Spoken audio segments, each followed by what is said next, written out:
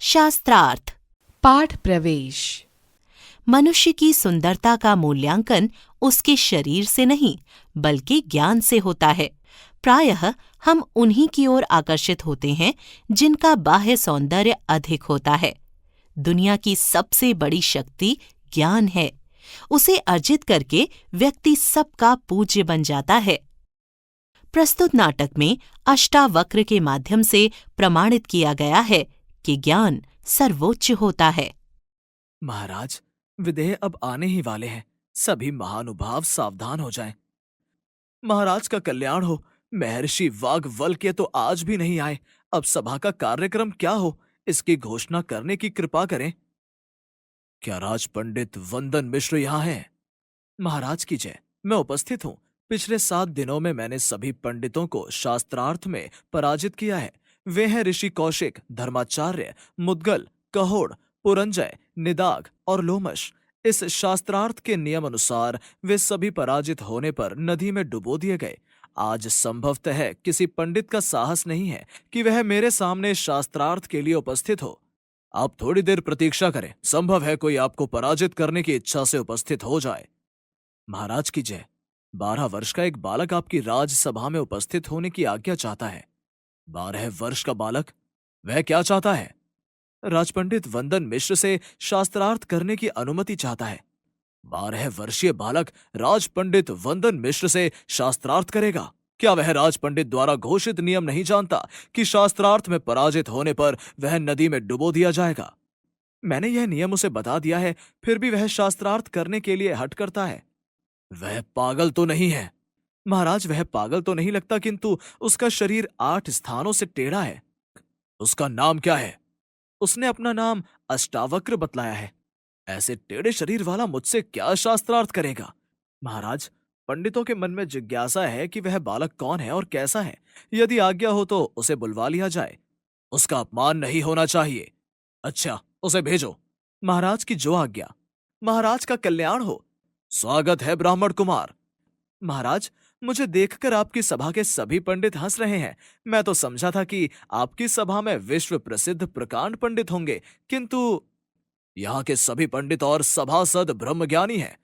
राजन, ब्रह्मज्ञानी तो वे कहलाते हैं जो शरीर में शुद्ध और निर्विकार आत्मा को पहचानते हैं। जो केवल चमड़े से ढके हुए शरीर को देखते हैं, वे ब्रह्मज्ञानी कैसे हो सकते हैं? तुम सत्य कहते हो ब्राह्मण कुमार, तुम ज्ञानी हो।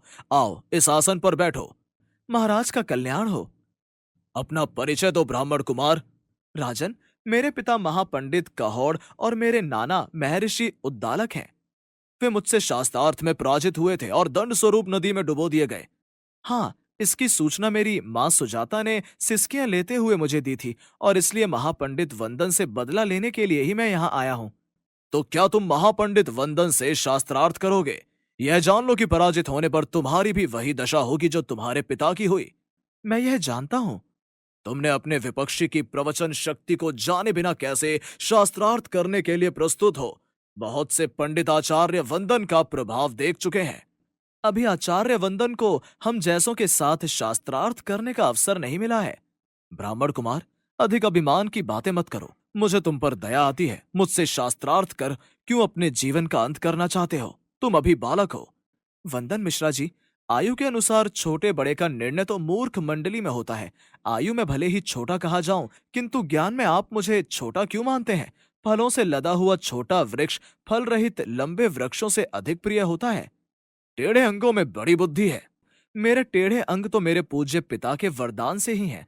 मेरे पिता जब वेद पाठ करते थे तो उदात्त को अनुदत्त पड़ जाते थे। मैंने उन्हें टोका। पहली बार तो वे कुछ नहीं बोले, किंतु जब मैंने उन्हें 8 स्थानों पर टोका तो उन्होंने क्रोध में ये शाप देते हुए कहा कि तूने मुझे 8 बार टोका है, इसलिए इस कुटिलता के कारण तेरे अंग 8 स्थानों से टेढ़े हो जाएंगे। जिस पिता ने शाप देकर तुम्हारे अंग टेढ़े कर दिए, उन्हीं पिता की मृत्यु का बदला लेने आए हो। पिता तो पिता है, वो आकाश से भी महान है। तुम सत्य कहते हो ब्राह्मण कुमार। मुझे विश्वास है कि तुम अत्यंत प्रतिभाशाली और शास्त्रों के पंडित हो, किंतु शास्त्रार्थ की आज्ञा देने से पहले मैं अपने संतोष के लिए तुमसे प्रश्न करता हूं। अवश्य कीजिए राजन। यह बताओ, सोते समय कौन नेत्र नहीं मूंदता? जन्म लेने के बाद किसमें गति नहीं होती? किसके हृदय नहीं होता और कौन वेग से बढ़ता है? राजन, मछली सोते समय आंखें बंद नहीं करती। अंडा उत्पन्न होने पर भी चेष्टाहीन रहता है। पत्थर का हृदय नहीं होता और नदी ही वेग से बढ़ती है। ठीक है, तुम वास्तव में प्रतिभाशाली हो। मैं तुम्हें शास्त्रार्थ की अनुमति प्रदान करता हूं। संपूर्ण जगत को प्रकाशित करने वाली एक अग्नि है। शत्रुओं को नष्ट करने वाला देवराज इंद्र एक ही है। साथ रहने वाले दो हैं, अग्नि और इंद्र। रथ के चक्र भी दो ही हैं।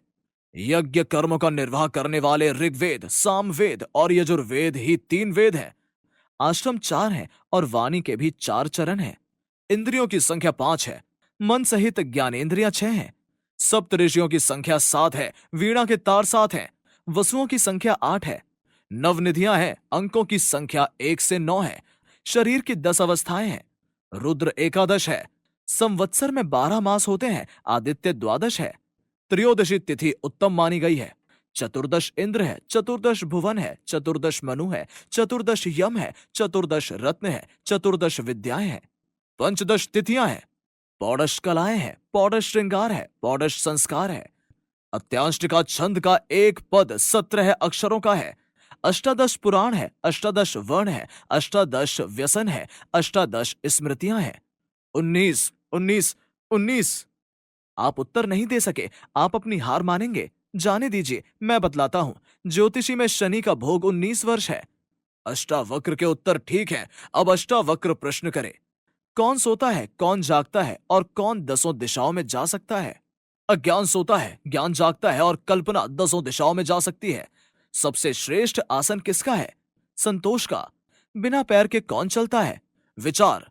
यक्ष के हाथ में एक तिनका था जिसे अग्नि नहीं जला सकी, पवन नहीं उड़ा सकी, पर इंद्र के आने पर वह यक्ष क्यों अंतर्ध्यान हो गया?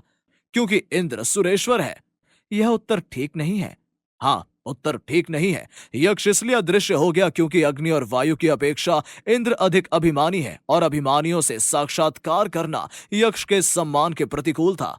पंडित राजवंदन, यक्ष के अदृश्य होने पर जो सुंदरी प्रकट हुई वह कौन थी? उमा। यह उमा कौन थी? पर्वतराज हिमवान की पुत्री। हाँ, पार्वती। राजन, पंडित राज वंदन का उत्तर ठीक नहीं है। हाँ, ठीक नहीं है। उमा ब्रह्म की आदि शक्ति है। राजन, एक बार उत्तर न देने के कारण और 2 बार उत्तर अशुद्ध होने के कारण महापंडित वंदन मिश्र पराजित हुए। निसंदेह उत्तर न देने के कारण पंडित वंदन मिश्र पराजित हुए। यह मेरा सौभाग्य है कि मैं अपने पिता का प्रतिशोध ले सका। राजन, शास्त्रार्थ के नियमानुसार पंडित राजन वंदन को पराजित होने पर नदी में डुबोए जाने की आज्ञा प्रदान करें। महाराज, महाराज, महापंडित अष्टावक्र ही आपको क्षमा कर सकते हैं। महापंडित अष्टावक्र जी, आपसे विनम्रता पूर्वक क्षमा मांगता हूं। आपने पंडितों और मेरे पिता को शास्त्रार्थ में पराजित होने पर क्षमा किया था। राजन, अब मैं सारा रहस्य उद्घाटित करता हूं। महाराज जनक, मैं राजा वरुण का पुत्र हूं। उनके यहां भी 12 वर्षों से मैं पूर्ण होने वाला यज्ञ चल रहा था। उस यज्ञ के अनुष्ठान के लिए मुझे 7 श्रेष्ठ पंडितों की आवश्यकता थी। जल में डुबोने के बहाने मैंने उन्हें उस यज्ञ में भेज दिया। वे सब पिता वरुण का यज्ञ पूर्ण कर लौट रहे होंगे। यदि ऐसी बात है तो 7 पंडितों को लेकर आओ। मैं अभी जाता हूं। महाराज की जय हो। जो पंडित शास्त्रार्थ में मुझसे पराजित हुए थे वे सभी आपकी सेवा में उपस्थित हैं। मेरा अपराध क्षमा कीजिए। क्षमा के योग्य तो यह कार्य नहीं है, किंतु सभी पंडितों के जीवित और स्वस्थ रहने के उपलक्ष्य में क्षमा करने की बात सोची जा सकती है। महाराज का कल्याण हो। मैंने सुना है कि मेरे बेटे अष्टवक्र ने शास्त्रार्थ में महापंडित मिश्र को पराजित कर मेरी हार का बदला ले लिया। उसको आपने शाप देकर अष्टावक्र बना दिया। महापंडित वंदन मिश्र, पिता और पुत्र के बीच में बोलने का आपको कोई अधिकार नहीं है। हाँ अष्टावक्र, मस्तिष्क से तुम जितने प्रखर हो, हृदय से उतने ही निर्मल। तुम जैसे पुत्रों से ही पिता कृतार्थ होता है।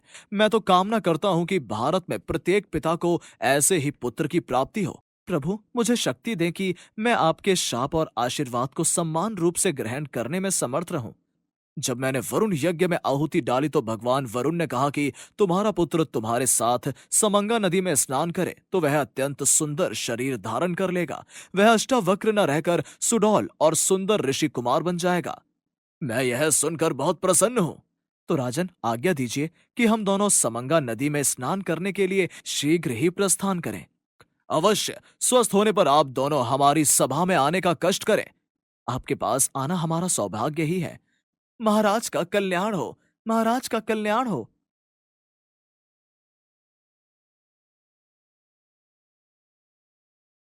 जीवन मूल्य। अपने ज्ञान पर किया गया अभिमान पतन की ओर ले जाता है।